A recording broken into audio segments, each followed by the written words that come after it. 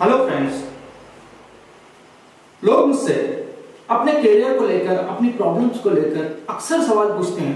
उसमें से एक सवाल मुझे अजीबोगरीब लगता है, जो मैं आपके साथ शेयर करना चाहता हूं।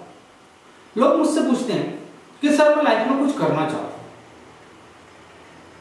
भाई, क्या कुछ करना चाहते हो? सर, कुछ भी, लेकिन बस बड़ा करना चाहता हूं। क्या बड़ा करना चाहते हो? बस बड़ा करना चाहता हूं सर लाइफ में। अरे भाई, क्या बड़ा करना चाहते हो? एग्जैक्टली तुम्हें पता तो होना चाहिए ना। और वो मुझे उसी सवाल में घुमाते रहते हैं। इसका मतलब साफ है कि उसे पता नहीं कि वह लाइफ से क्या चाहता है और लाइफ में क्या चाहता है। 80% लोग दुनिया में ऐसे हैं जिन्हें यह नहीं पता कि वो लाइफ में क्या चाहते हैं, जिनका कोई लक्ष्य नहीं है, कोई गोल नहीं है, कोई एम नहीं है। याद रखो दोस्तों, जिस एनवलप पे एड्रेस नहीं लिखा होता ना, वो कहीं भी नहीं पहुंचता और ना ही लौट के वापस आता है। जरा सोचो कि आपको कहीं बाहर जाना है और आप टिकट काउंटर पे जाकर पैसे देते हो और कहते हो, भाई साहब एक टिकट देना। वो आपसे पूछेगा कि कहां जाना है या कहां का दूं, तो आपका क्या जवाब होगा? उसी जगह का नाम लोगे जहां आपको जाना है, या कहोगे कि कहीं भी ले जाओ भाई, या कहीं भी पहुंचा दो? ऐसा तो नहीं ना। बिल्कुल एग्जैक्टली इसी तरह इंसान की जिंदगी में भी ये वर्क करता है कि आपको पता होना चाहिए, आपका गोल होना चाहिए, आपका एम होना चाहिए, आपका लक्ष्य होना चाहिए, तभी आप सफलता प्राप्त कर सकते हैं।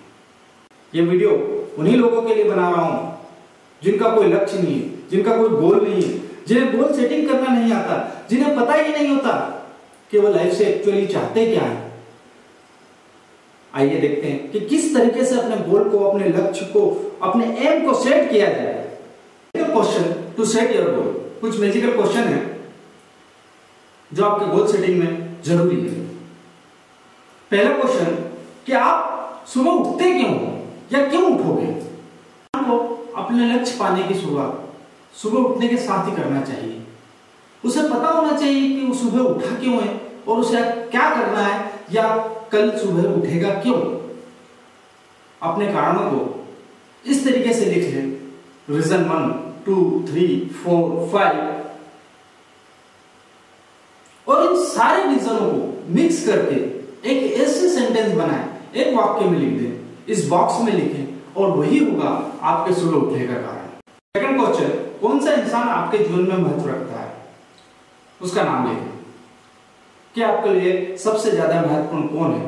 उनके नाम लिखने के बाद डिसाइड करें कि वाकई आपके लिए महत्वपूर्ण कौन है, जिससे आपको पता चल पाए कि आप उसे क्या दे रहे हैं जीवन में और क्या नहीं दे पा रहे हैं।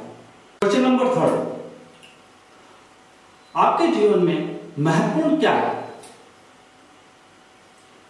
उसके रीजन लिख लें, 1, 2, 3, 4, 5, जितने भी रीजन हो, और फिर डिसाइड करके मिक्स करके एक रीजन बनाएं और उसे बॉक्स में लिख दें। क्वेश्चन नंबर 4, आपके जीवन में ऐसी क्या चीज है जिससे आप सबसे ज्यादा प्यार करते हैं, और उसके भी रीजन 1, 2, 3, 4, 5 लिख लें और उसे डिसाइड करके इस बॉक्स में लिख दें। लास्ट क्वेश्चन, क्वेश्चन नंबर 5, क्या आप इस दुनिया को छोड़ने से पहले क्या हासिल करना चाहते हैं? उसके भी रीजन लिख लें और मिक्स करके उसे बॉक्स में लिख दें।